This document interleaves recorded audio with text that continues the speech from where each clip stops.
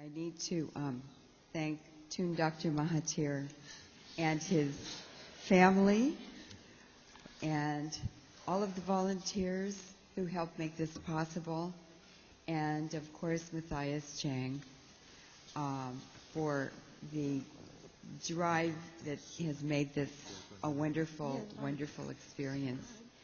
And I would especially like to thank the Iraqis and the Palestinians and others from the Middle East for being here with their strong spirit and their very gentle manner. Thank you.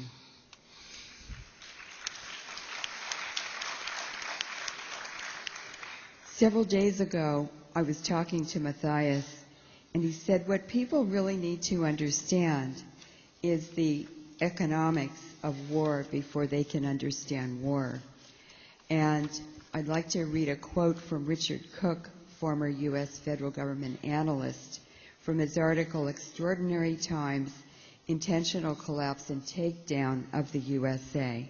And this was on Michelle Shasadowski's website. Quote, as the 20th century advanced, the financier elite became heavily involved in getting rich off world war and the manufacture of the new weapons of mass destruction that modern technology made possible. Warfare and weaponry combined with control of credit manufactured through the leveraging of industrial production were to be the primary means of putting nations and their populations into debt. A materialistic slave society was being created, which books like 1984 warned against. Humanity was lured into compliance through the fantasy world brought about by the mass media by means of advertising, cinema, and television. Another enticement was the growing availability of mass-produced consumer goods. So what I did was I took the world historic global oil prices from 1846, 1846 to 2009. And I plotted each of the wars and the false flag events, 9/11 and probably Chernobyl. And what I discovered is that every time the oil prices were dropping, which means the dollar was dropping in value, there was a war. Kissinger, Middle East oil crisis, 1973, when the U.S. gave Israel depleted uranium weapons and supervised them using them.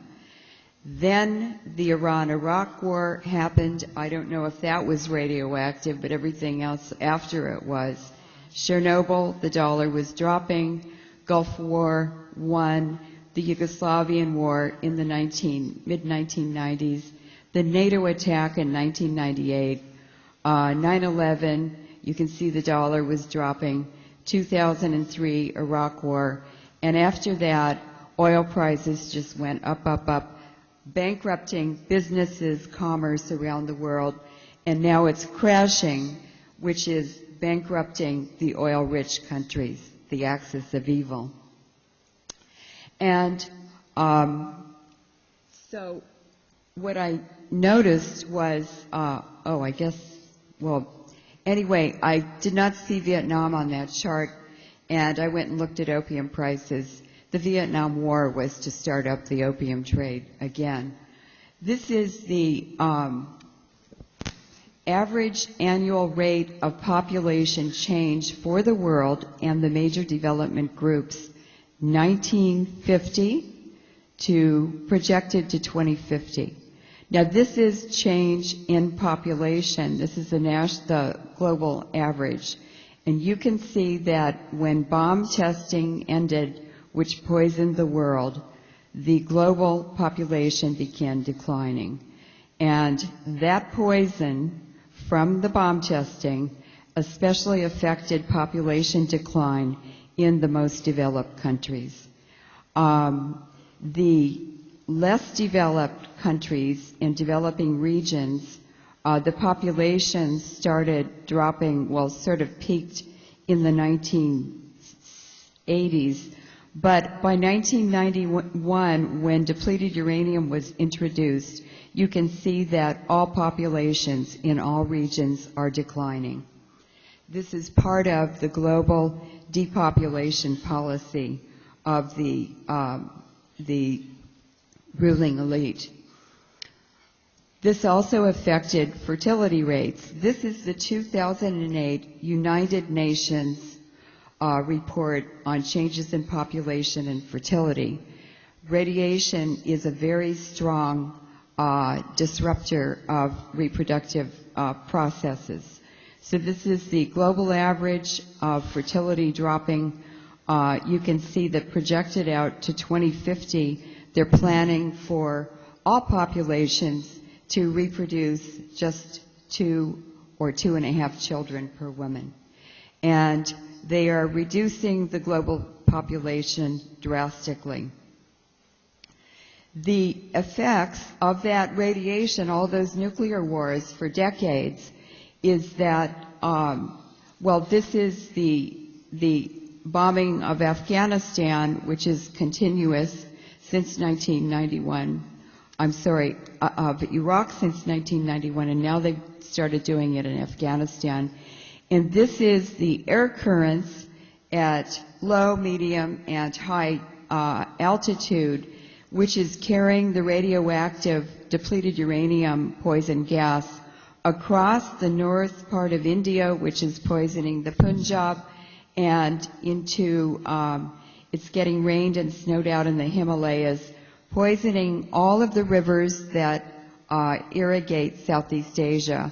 So even Malaysia, Thailand, all of these countries cannot escape the warfare that is happening in Afghanistan, and also the poison from Iraq is coming across this way too. What are the effects that are showing already? Well, this is intersex in fish. This is where male and female cells or organs are mixed in the same human being or in the wildlife population. This happens to be a fish, a thin section of the testes or the reproductive organs of the male fish.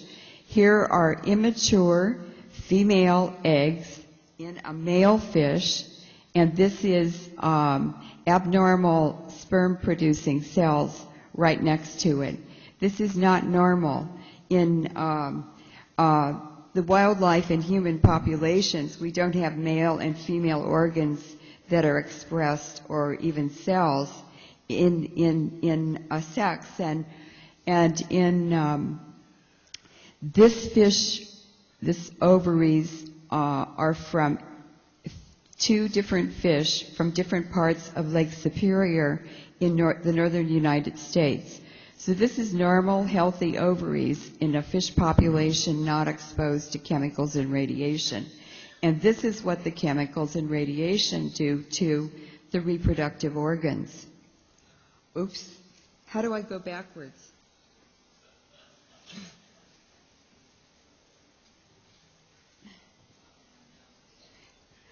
I'm sorry, it's not my computer. Oh.